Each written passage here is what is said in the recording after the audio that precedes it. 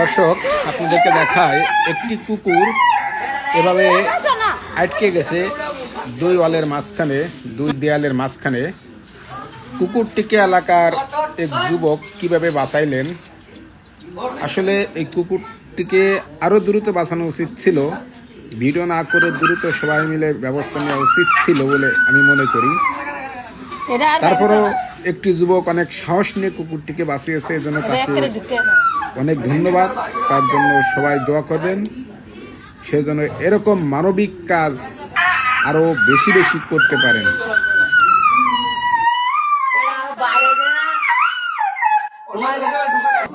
ও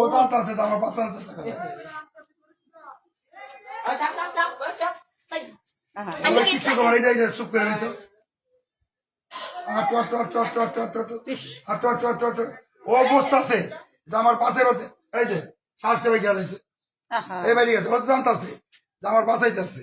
আল্লাহ আল্লাহ, যান যা, চল যা, ও বসছে যে আমার বাঁচাইছে। আরে লোরে না গো, লোরে না। এই যে